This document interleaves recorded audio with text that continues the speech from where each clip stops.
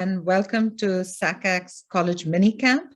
And this presentation today is going to be on planning for junior year. So welcome everyone. Welcome to students and parents who are in the audience. Welcome to my fellow counselors who are in the audience as well. We're happy to have you here. My name is Sumana Maudgal, and I am the Associate Director of College Counseling at the Westminster Schools in Atlanta, Georgia. And I'm joined by Deb Ryan, an independent educational consultant at the Empower Triangle Tutoring. And we will be presenting to you today on junior year planning. So let's dive right into it.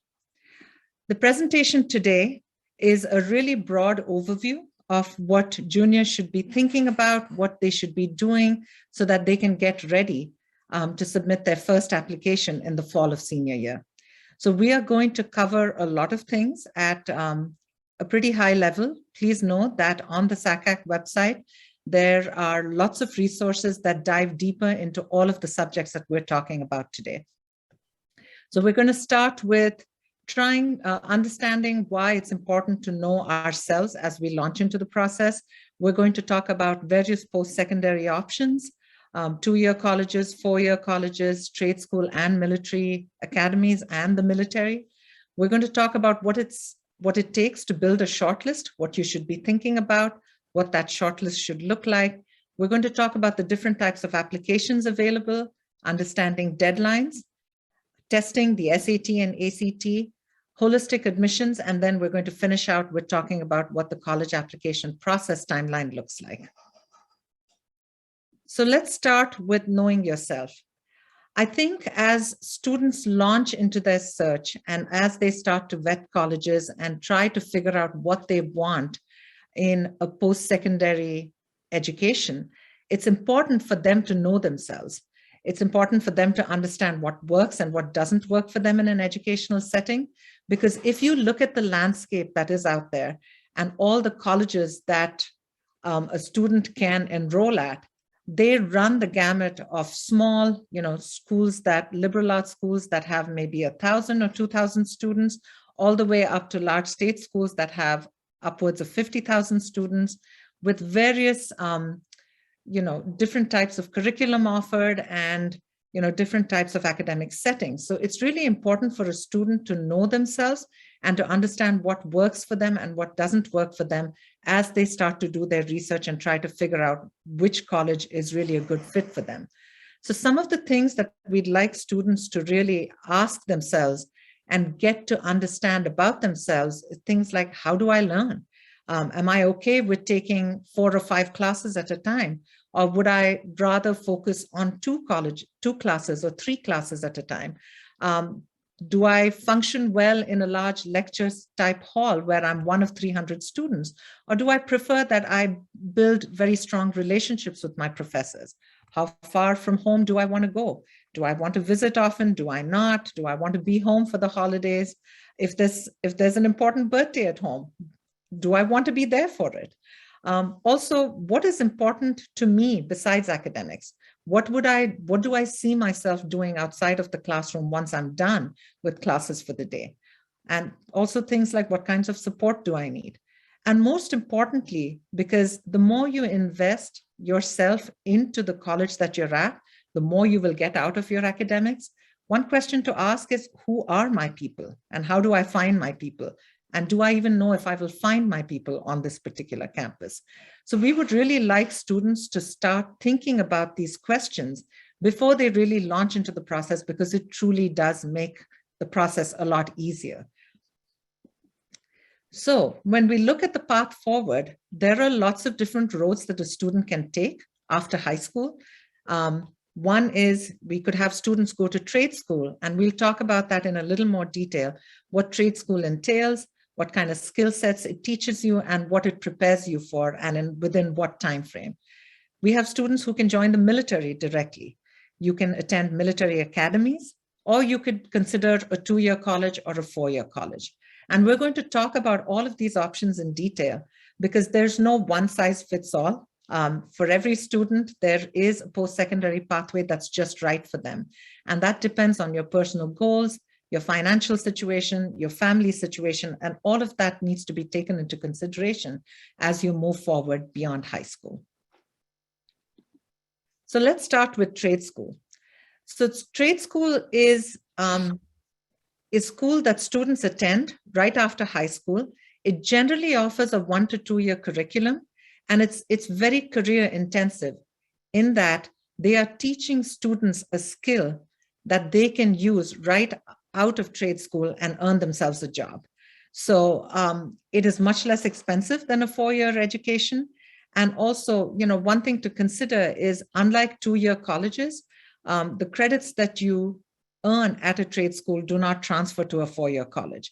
So if you're looking at attending trade school, you're basically looking to join an organization that is going to teach you hands-on skills that you can then turn into a career or a job right out of trade school. So some things to consider is that the average time that you spend at a trade school is usually 2 years versus 4+ years at a college. Trade schools are generally much less expensive than a 4-year education. The average cost is about $33,000. And, of course, when you look at a 4-year college, the cost can range anywhere from $20,000, $30,000 a year all the way up to $50,000, $60,000 a year. Also, there is a big difference in the starting salary. And I think you will find that as you progress in your career, that gap starts to widen a little bit more.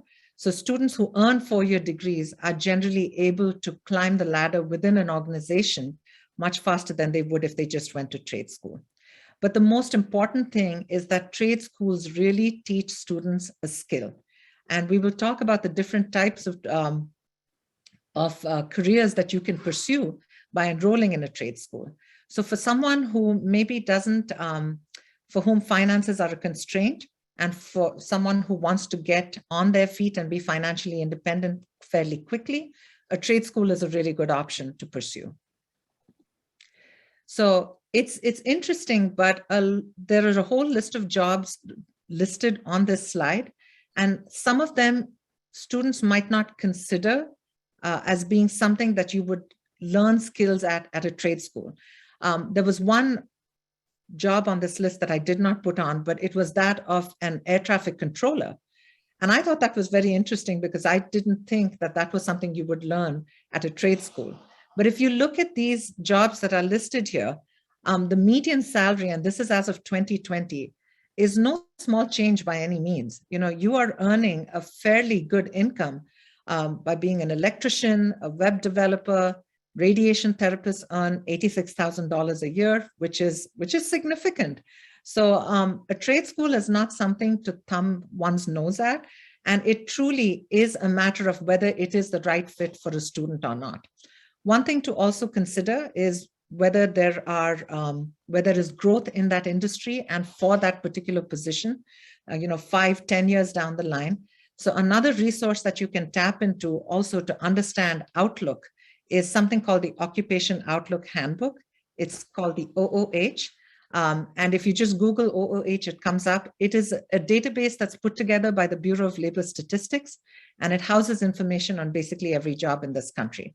And if you click on individual jobs, it'll give you the 10-year outlook, and it'll tell you whether there will be jobs in that industry 5 or 10 years from now. So with that, I'm going to turn it over to Deb to talk about the military and the military academies. Thank you so much. And just so everyone knows, a couple other things. One, this is being recorded, and so you can always go back to it and watch it later. If you have any questions as we're proceeding through the conversation, if you wanted to put those in the chat, we will be keeping track of those sort of as we go along, and hopefully we'll have some time at the end to address questions. But if you have questions about specific slides that we're on, please feel free to ask those in the chat as well. So let me just talk quickly about the military and the military academy. So there's sort of 3 options for students who might be interested in pursuing a career in the military. So the first is that you could join the military right out of college, and I've put sort of the steps here. That was really going to be a process that you would work through with a recruiter. Many of you who are high school students have probably actually seen recruiters in your high school probably pretty recently. And those are going to be people who are going to help you with every step of that process. And so that's a pathway that a lot of students can follow. If they're interested, if they know that the military is a path for them, it's something that you can do immediately out of high school or immediately out of college. The timeline for applying to the academy. So the military academies, there are 5. It is a much more extensive process, and you need to start really sort of pretty early if you're thinking about applying to the academies. There's much more information that you can find if you actually go to any of their websites. They have very, very specific timelines and the processes that you need to go through. But it really takes an initial recommendation from teachers, an initial application. You need to apply for a nomination for the academies. There's a number of tests that you need to take for the academy. So it's really a pretty extensive time commitment and a longer process than I think most students might expect. So it's something that if you are a sophomore or a junior in particular, if this is something that you're interested in, you want to really start going onto their websites and learning as much as you can as soon as possible to make sure that you have the time to sort of get all of the steps of the process done.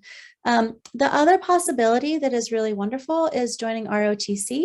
It has a very similar process not as extensive as the academies, but you do need to go through a process to see if that you would qualify for an ROTC scholarship to be able to go to college for free. It does have their time commitments after college that you would serve in the military. That's part of how the deal works. And that is, again, another process that you would want to, if you're a sophomore or a junior, you want to start looking into how to fulfill those steps of the process, again, starting as early as possible, because it does take, I think that's one of the things, having worked with students who are interested in the academies and in ROTC, is really that students don't understand how long a process it can sometimes be.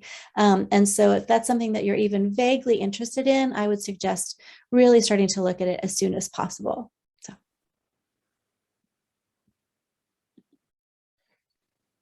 So I'll talk now about 2-year colleges as well. So I actually taught at a community college for 8 years, and I loved it. It was wonderful. Community colleges have many, many benefits. And some of those, probably the biggest one is lower tuition and fees. In North Carolina right now, I saw a lot of people from North Carolina joining our call. There's a wonderful thing called the Longleaf Pine Commitment Grant, which means that students from the class of 21 and class of 22 can go to community college for free, which is pretty spectacular. And I know that Georgia has some similar really amazing opportunities for students to attend community college for even less money than they would have before. So great benefits in terms of tuition and fees.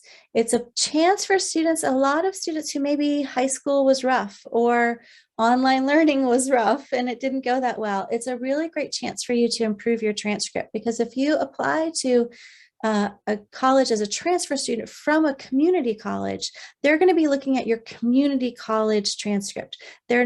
High school kind of goes away. They don't really care that much about what you did in high school. It's really going to be looking at how have you done in your community college courses. And so that can be a huge benefit for students to be able to present a much stronger academic record.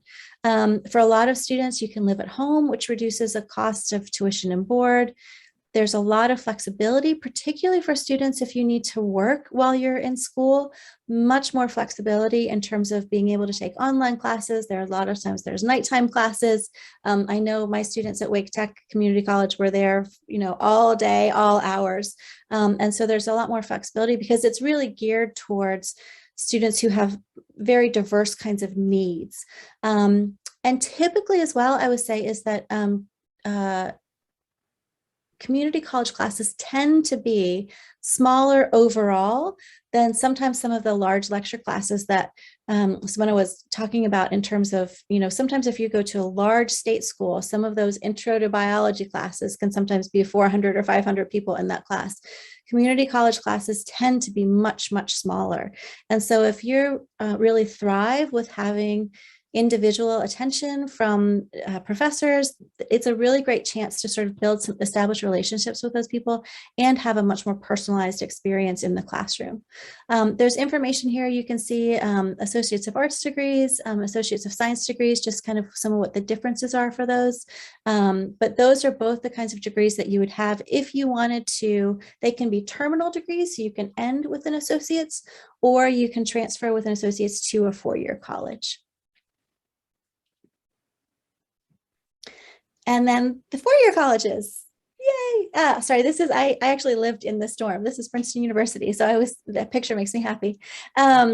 So lots of different issues in terms of four-year colleges. So sometimes people use the word college and university sort of as interchangeable terms, but there is a difference. So universities tend to have graduate programs at their university. So they are going to have a law school, a business school, or a med school, or graduate programs or PhD programs. Colleges tend to be, if it's something's called a college, it tends to be very much undergraduate focused. So they are really focusing just on undergraduates. So those 4 years that you're in college. A university tends to have many, many more programs and many more programs for post-college graduation. So they're the kinds of places that you would find lots of different kinds of students on campus, because some of them are undergraduates and some of them are graduate students. Lots of different kinds of colleges. And I think this, again, is, part of what we addressed at the beginning, which is figuring out what it is that you want. So there's so many choices, really thinking about where are you going to thrive.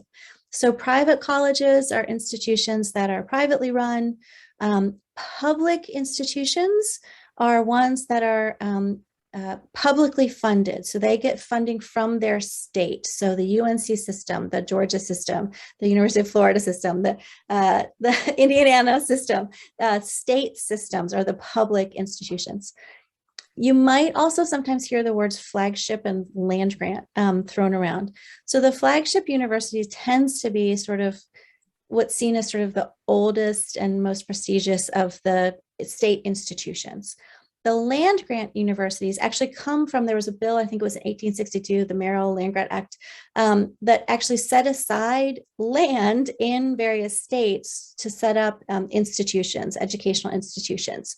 So many systems will have a flagship college and then a land grant institution. But to be honest, they're all part of the public system, and they're an amazing opportunity for students, particularly if you're an in-state student. You are very likely to have much lower tuition than if you go to that college as an out-of-state student. And I think we're very lucky in SACAC in the Southeast that we have amazing state systems. HBCUs and HSIs are historically Black universities and Hispanic serving institutions. So those are colleges who really focus on a subset of students, and they really empower those students. They're really fantastic. I'm very proud in North Carolina. We have amazing HBCUs in particular. Single-sex institutions, again, if you want to go to school with all women or all men, those are out there. Liberal arts institutions. So you might hear this a lot thrown around. So a liberal arts college tends to focus on what we call the humanities. So those are things like the arts, English, history, science, I'm trying to think of psychology, business majors. Liberal arts is really sort of focusing on if you were in high school, it would be the classes that are in the history wing or the English wing of your high school. They tend not to have engineering programs. That's one of the things typically, although that's starting to change. And liberal arts colleges sometimes tend to be smaller institutions as well. Arts colleges are those that are very specifically focused on an arts program. And then there are also, as you know, colleges that have a religious affiliation of all sorts of different kinds. So many kinds of colleges to choose from. And again, thinking about, well, which one of those appeals to me the most is a really important question to address. All right. So if you have a sense for what type of college you want to enroll at or visit, visiting campuses is a big part of vetting that landscape and trying to figure out, is this college a good fit for me or not? If you look at of the 4,000 plus colleges that are available just in the US, they span various campus types. So you could have urban schools. The picture in the slide here, the one on the top, is of NYU, New York University. New York University is as urban a school as it gets. Sometimes it's hard to tell where the school begins and the city ends, and vice versa. And that goes for Georgia State as well. Georgia State University is kind of the same. It's a very urban school in downtown Atlanta. All the buildings kind of blend in with the city buildings. Then you have suburban colleges where there's more of a defined campus.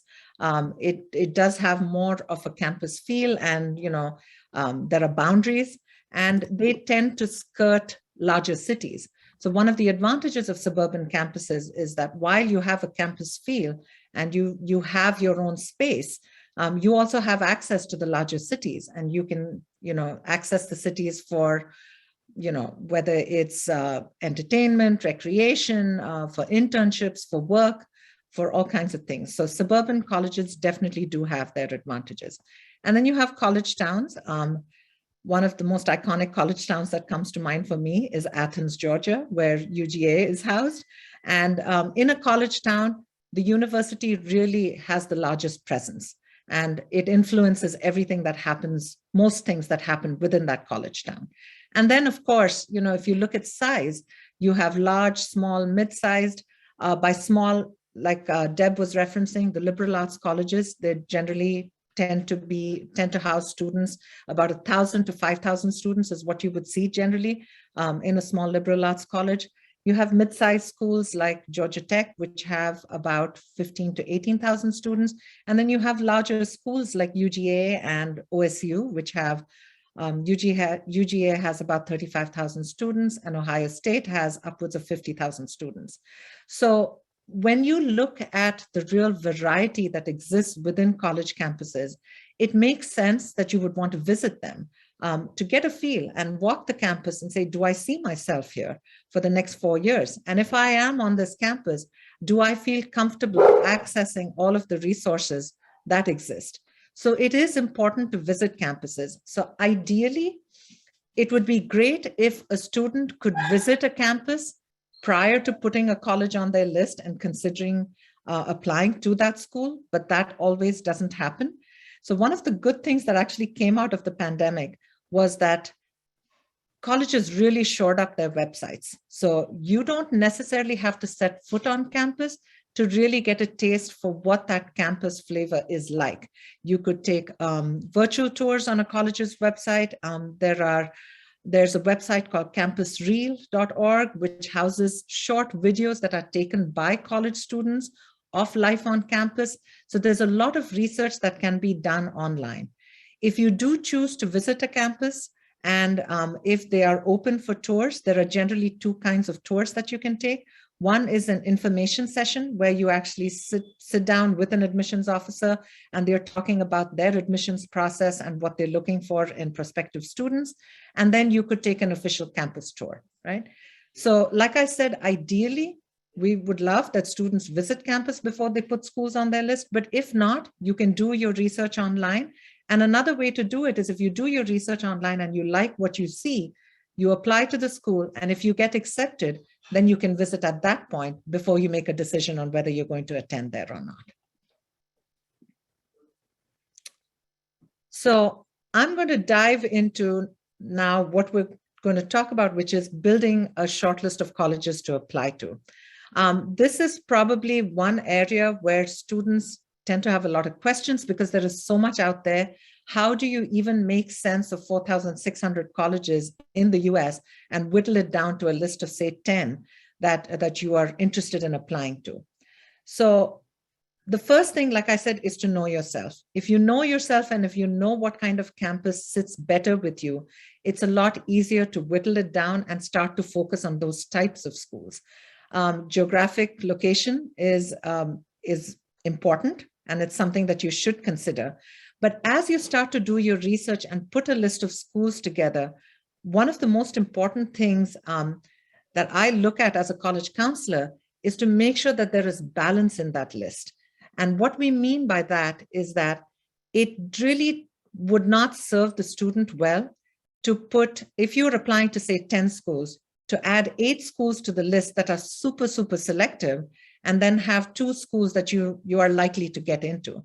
That is not a good way to go through the college application process, because whether students will admit it or not, it is an emotional process.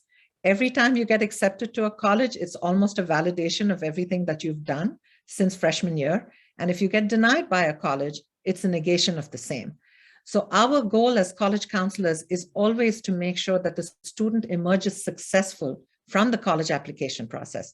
And with that being the premise, it's important as you're building your list to add a mix of schools. So, a couple of schools that you are likely to get into. Dream big, apply to a couple of reach schools. If you have your heart set on a school, go ahead and add it to the list, because you never ever want to walk away from this process wondering what if, right?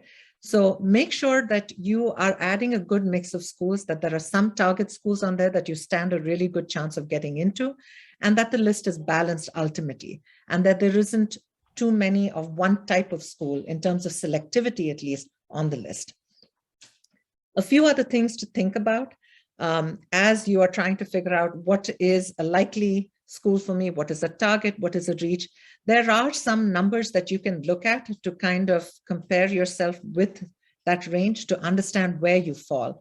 So every college on their website publishes something called a freshman profile. And on that freshman profile, they list details of the freshman class that they just recruited. And one of the numbers on that freshman profile is something called a mid 50% SAT and ACT range. So it lists a range of scores for the SAT and the ACT that were built based on the current freshman class at that college. So the mid 50% range varies from college to college. So once you take the SAT or the ACT and you have a test score in hand, it is a good idea to compare the test score that you have with the mid 50% range. If you want to be competitive for admissions at that college, ideally, you want to be on the higher end of that mid 50%, right? So that's something to consider. Also, the freshman profile will give you a really good sense for where the students are coming from. How strong are they within their own high schools? Like sometimes colleges will tell you that a bulk of their students, were top 10% at their high school. And if you read things like that, it really does give you a sense for how selective the institution should be. One other thing to consider as you're putting that list together is affordability. So when students put lists together, I always say that there are 2 criteria that I would love for every college on that list to meet. One is that it's financially affordable. And the way to really vet that, and this falls back on parents more so than the students, on every college's website, there is something called the net price calculator. Some are easier to find, some are harder to find. So when you get on the college's website, it's always a good idea to type net price calculator into the search bar and it'll bring it up. The net price calculator is a calculator that calculates the cost of attendance for a student based on the family's financial situation. It is not a financial aid application. It's really a quick, rough calculation which tells you what cost of attendance is. It is supposed to be accurate to about $2,000 either way. And the one thing to remember is that it does not include scholarships. So if a student receives scholarships, that's kind of icing on the cake. So that's one way to vet whether a college is affordable or not. And the second criterion that I would love for every college on a shortlist to meet is that the student would be happy attending. So I would love for a student to look at a list and look at every college in isolation and say, if I were to get accepted to just this school and get denied by the other 9, would I be happy attending? And if you can answer yes to that question, then you have built your shortlist effectively. Also, the more schools you add on your list, the more work you have to do. So that is something you want to keep in mind as well. Even though the application might be common, essays are a thing, supplemental essays and the Common App essay, and we will dive deeper into that moving forward. So once you actually get down to applying to college, you will use one of 3 applications. The first is the Common App. It is a common application that's used by about 900 schools, and it makes the application process really easy for the student because you complete the application only once. you write one essay and you're able to submit to multiple schools. Now, individual schools on the Common App will have supplemental essays, and those are shorter 150, 250 word essays. But for the most part, everything that you complete on the application itself, like, demographics and, what level of education your parents have attained, things like that, it's only done once. The Coalition for College Access is another application which is similar to the Common App.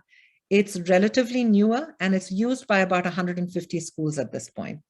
And then, of course, you have some colleges that have their own in-house application. Which application you choose to use should be a function of convenience. There is no difference to how you're evaluated as a student depending on the application you use, right?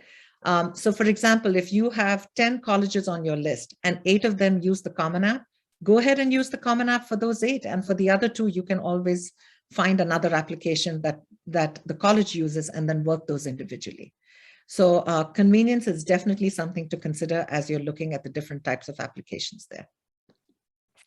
And I'm turning it over to Deb.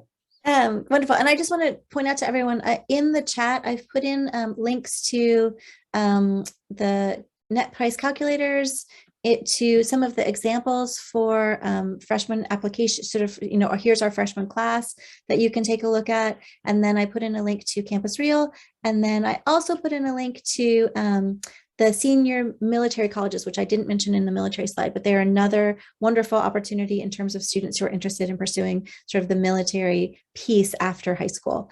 So there's lots of links in the chat as well. So the deadline piece is really important. And again, this is all about which process suits you best. So there are basically 4/5 kinds of deadlines. So we're going to go slightly out of order of what they are showing us here. But the first I want to talk about is rolling admission. So schools like in North Carolina, ECU has rolling admission. Alabama has rolling admission. There are lots of schools that have rolling admission. And what that means is you put your application in, and then fairly soon afterwards, you will get an reply. And it's really nice actually to have at least one rolling admission school in your list, because you hear back pretty soon in your senior year. And it can just be a kind of comfort knowing like, hey, I've gotten into college. This is great. So those are typically, you sort of apply whenever, and then you hear back fairly soon after. Early action is the second kind of application deadline. So early action tends to be an October 15th, a November 1st, or a November 15th deadline. Many colleges have an early action deadline that you need to apply by that deadline in order to be eligible for merit scholarships, for honors college programs, for sort of additional programming benefits. You need to apply by the early action deadline. And, I think for a lot of students, if you have your application pieces ready, if you feel like you have a pretty strong application together, it makes a lot of sense to apply early action, because you'll hear back again sort of right before Christmas or right after the holidays, sort of into January is typically when you'll hear back from schools.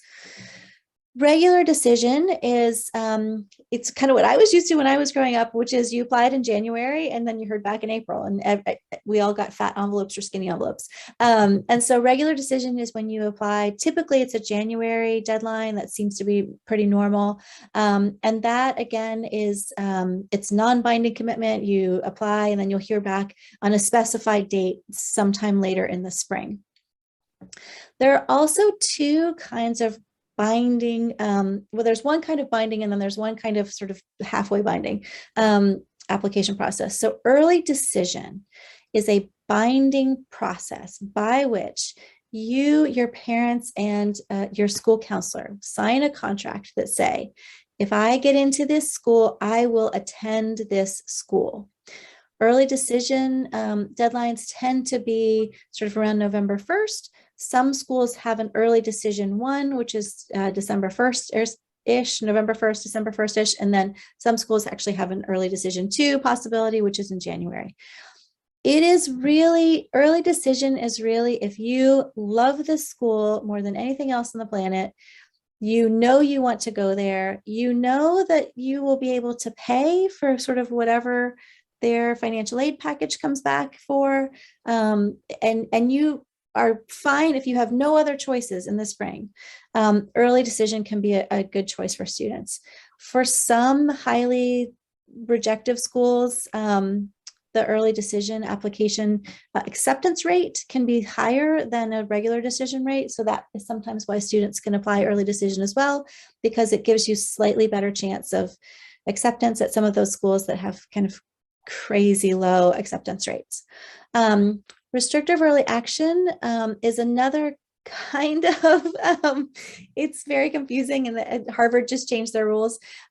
Restrictive early action is another kind of sort of very early application. You might be restricted if you apply restricted early action to one institution. It might actually restrict you from applying to other kinds of institutions at certain times. And so you just, for REA in particular, you really want to make sure you read their rules about who else you can apply to and when you can apply to those schools. Sometimes they can have a whole page of rules about when you can apply and when you can't. So again, lots of different kinds of timelines to apply. It's really a personal choice and what makes the most sense for you and when you feel like you have your application ready. So okay, so understanding college's requirements. Ta-da, this is the fun part where you start to really think about, okay, I'm ready to apply. What do I have to submit? So these are some of the things that you want to really think about. And I am a huge fan of spreadsheets. And I think if students making spreadsheets is a really good idea to really sort of map out what their requirements are going to look like. So first question, how do I apply to the school? Am I applying on the Common App? Am I applying on the Coalition, or am I applying on their own application? Which deadline am I shooting for? This information you can find actually on the Common App, Coalition, or on the university's admissions page. You know, do they have early action? Is that what I'm going to shoot for or not?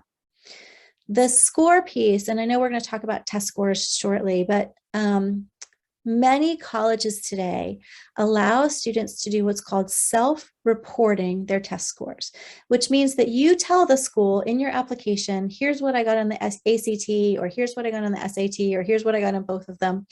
And you don't have to send an official score report from either ACT or College Board. Basically, when you decide to go to that school, so I'll just give an example. Let's say I decided that I'm going to apply to UNC, I get into UNC, go Tar Heels, and I am going to commit and send a deposit to UNC. At that time, I need to also send them my official score report to prove that what I put in my application was actually true. That's basically how that works. It's honestly just kind of a money saver for a lot of students, and it means that you don't have to spend money sending your reports to schools. Big question is supplemental essays. So as we mentioned earlier, many colleges have their own shorter essays. Some have several shorter essays that are part of their application. So the applications go live. It's like opening day of baseball, August 1st, before your senior year starts. And that's actually when you can start to see what the supplemental essays look like. Knowing how many you have to do for schools is part of that workload piece that we mentioned earlier, which is some schools have a lot of supplemental essays, some have very few. Knowing what those are going to look like and how much time those might take and what questions you might have to answer is an important piece of that as well. Some colleges are going to ask you to apply to a specific major. Some don't require that you apply to a major at all. So knowing that ahead of time is really important. And if you do need to apply to a specific major, you need to really think about which major should I be applying to? You know, what's out there and what are my interests? Do you need teacher recommendations? Do you need a recommendation from your school counselor? And then for some colleges, there's also a separate reporting, what's called the SSAR or the SRAR in Florida. And that's really where you are going to go in and put in the entirety of your transcript into a system. It can be pretty time consuming. So again, knowing ahead of time, I'm going to have to do that. It's going to help you balance and budget your time and also just give you a sense of the workload again for each of your colleges. Again, you can find a lot of this information on the college admissions websites or in the Common App itself or in the coalition itself.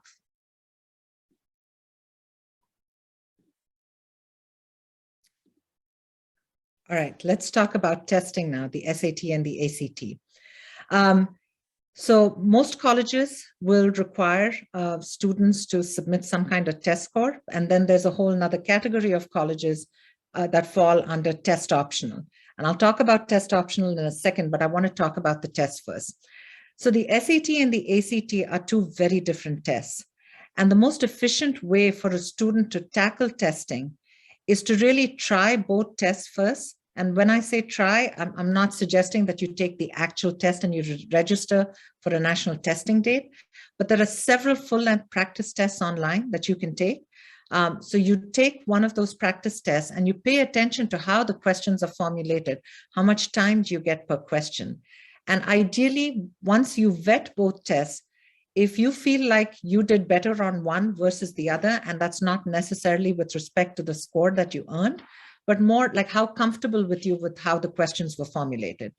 You then pick the test that works better for you, and then you focus on prepping for that one test and taking that one test.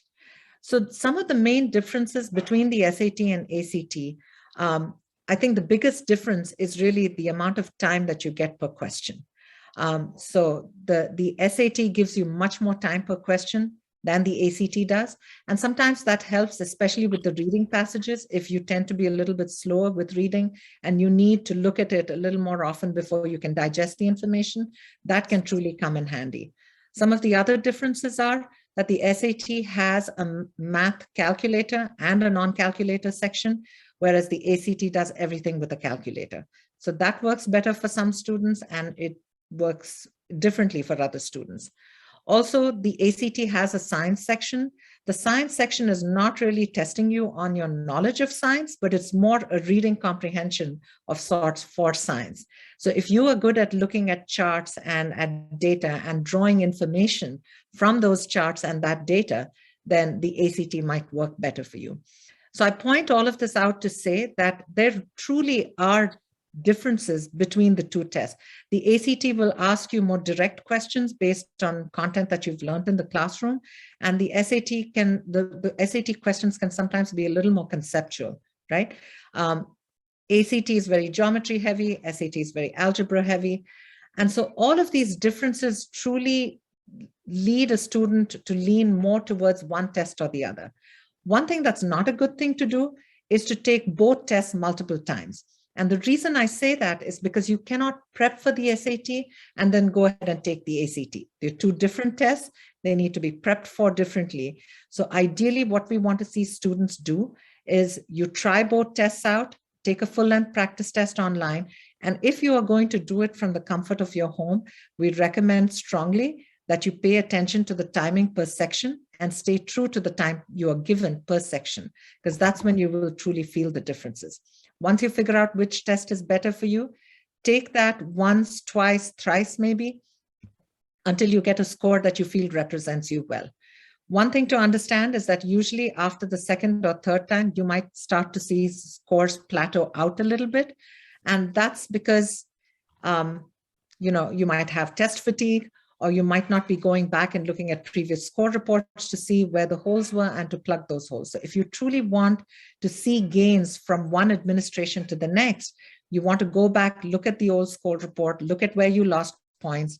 Was it timing? Was it strategy? Did you truly not know the content? And then adjust accordingly before you take it again. Now, that being said, there are also a whole host of colleges called test optional colleges. And the test optional movement really gained steam over the pandemic when students really didn't have access to testing.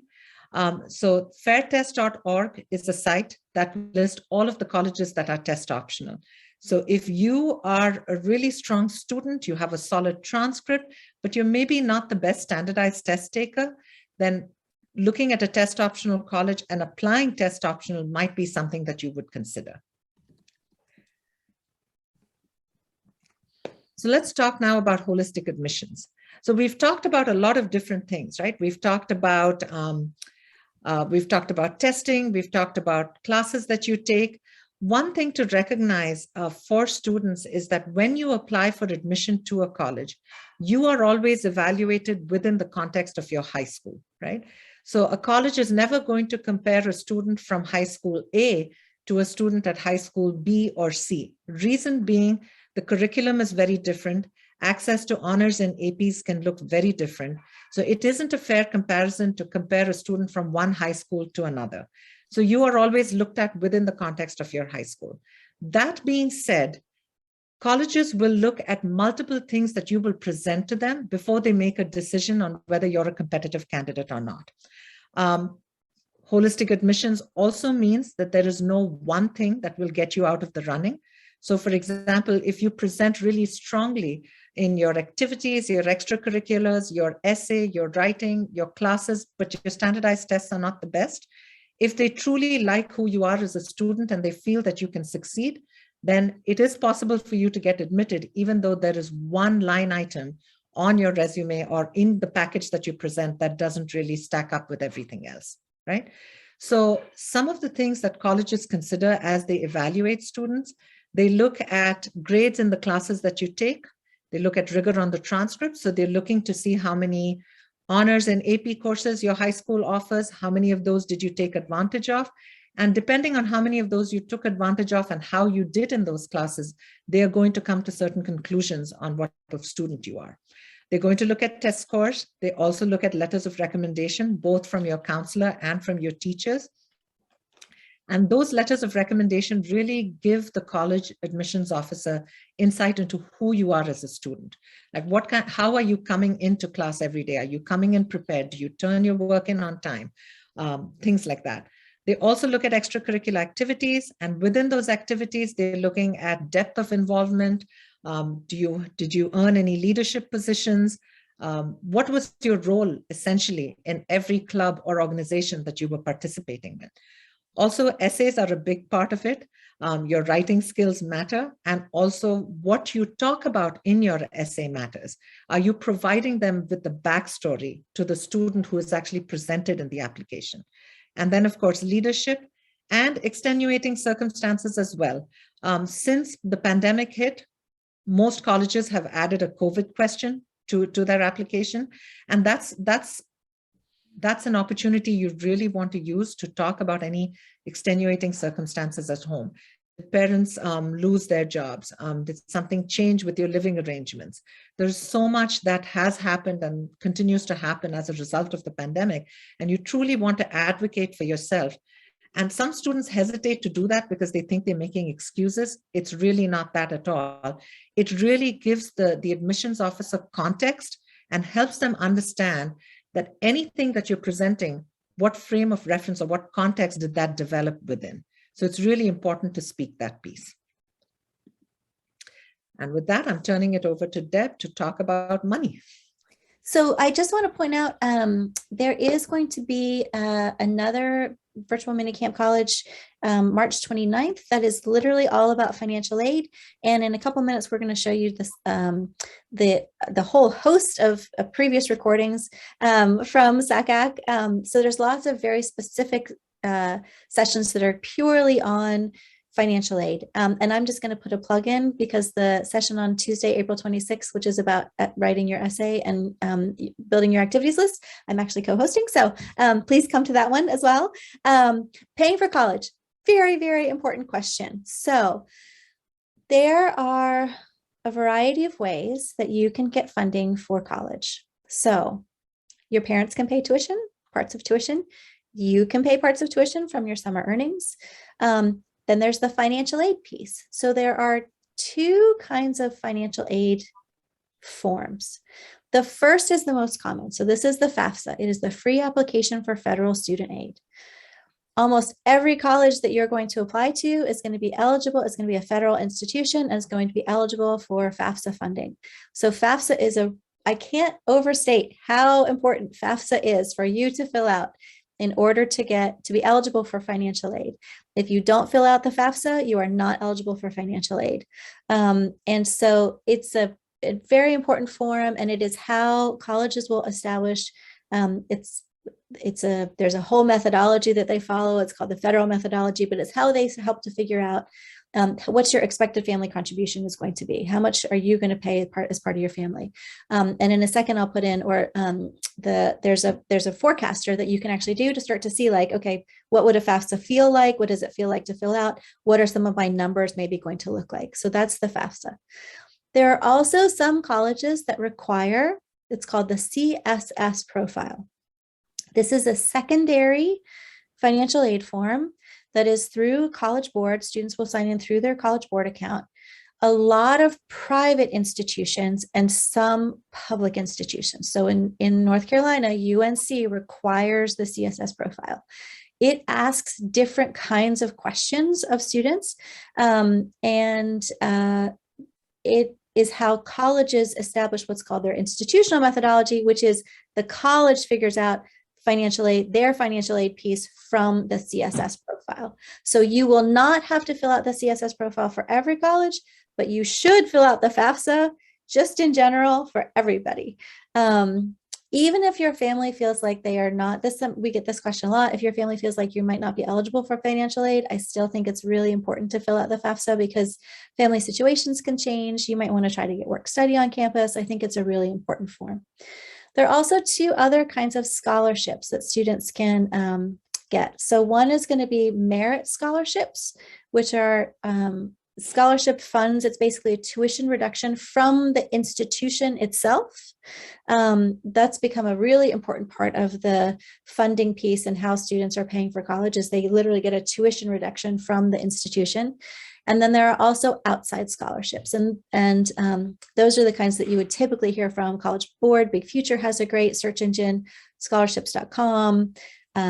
Niche has a great search engine. There's lots of really great search engines for outside scholarships. But again, I would highly recommend going to the session on the 29th or going back and listening to some of the previous sessions on financial aid to get much more information on this really important factor. It's a really important part of the college admissions journey.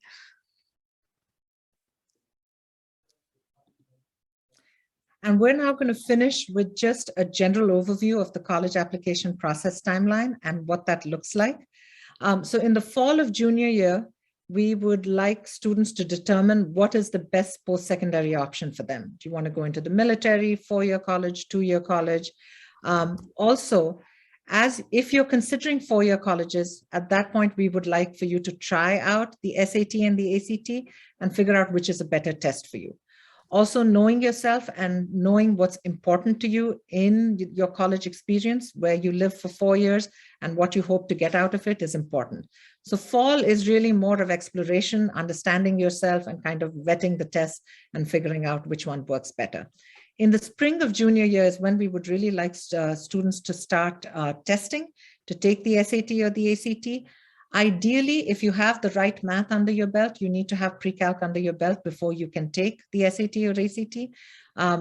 We would love for students to get their testing done usually before the start of senior year. This is especially if you're applying to 4-year colleges that might have early deadlines that you want to meet, then it's important to kind of have test scores in hand at least by September. Spring is also when you will start to put a short list of colleges together, and you will create a spreadsheet which talks about all of the requirements that the college is going to need from you in order for your application to be complete. Deb ran through a few of them. They included the letters of recommendation and test scores and deadlines and things like that. So you want to track all of that on a spreadsheet so that when you're actively applying in the fall, you're not scrambling for that information and trying to figure out, okay, what else do I need to send the college besides my application? In the summer before senior year, we would love for you to write your Common App essay, put together the content for that, give it some thought. Essay writing for applications is very different from any other writing that you have done. It truly should be an iterative process. So you need to write it, set it aside for 3 days, sleep on it, go back, look at it again, and tweak it over time. Because you might go back and look at it and say, oh my gosh, I did not mean to say that at all. What was that? So that's something you really want to allow yourself time. And it's hard to find that kind of time if you're going to start writing your essays once school has started. In the fall of senior year is when you will actually work on and submit your applications and all of your supplemental material. So please work closely with your counselor, your college counselor, your school counselor, to make sure that all of the supplemental material is submitted. There's some that you will have to submit, and then there are some items that the school will submit. In the spring of senior year, you will continue to apply if you're applying by a regular decision deadline, or there are some colleges that do have later deadlines. And of course, that's also when acceptances start to come in. So celebrate your acceptances, and also keep in mind that May 1 is the national deposit deadline date. So May 1st is when students will have to put down a deposit at one college that they're choosing to attend. So this is pretty much how it runs through. And, it's always a good idea to pace yourself and make sure you're working in chunks so that everything doesn't snowball towards the end and become overwhelming. Deb, turning it over to you. Awesome. So this again is the schedule of the previous mini camps and then the ones that are coming up shortly. So you can see from this list that there have been many different kinds of sessions that cover many different pieces of the application process in much higher and greater detail. And so, I think if you have questions very specifically about financial aid or about writing your college essay, or about why should you go to a liberal arts college, I think there's just really wonderful sessions that are a great opportunity for you to hear from admissions professionals and from school counselors and from independent consultants across the Southeast, which is really great.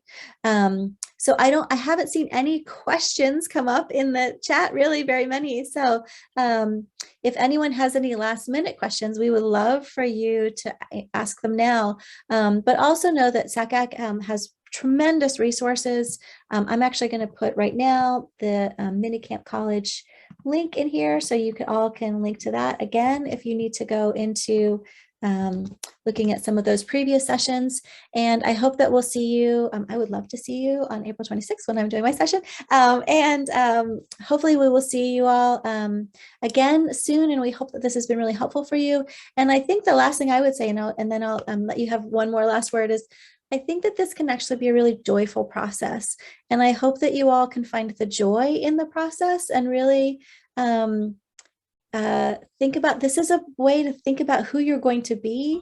And the college essay is a chance to talk about who you are at your core and what matters to you. And so I think there's a lot that can be really wonderful about this process. I think lots of people have started to be very panicky about this, but I think it can be wonderful. And I think if you go through the process the right way, you're going to land where you're supposed to be, and you're going to thrive there. And that's really what we want for all of our students, is for you to land somewhere where you're just going to jump right in, embrace the institution, and just start from day one and jump into everything. Last word to you. Yeah. Thank you everyone for coming. And I think we're just going to monitor the chat at this point, just to see if there are any other questions, last minute questions. We'll give it a few more minutes before we sign off. Yeah. Thank you all so much for being here with us tonight. Thank you.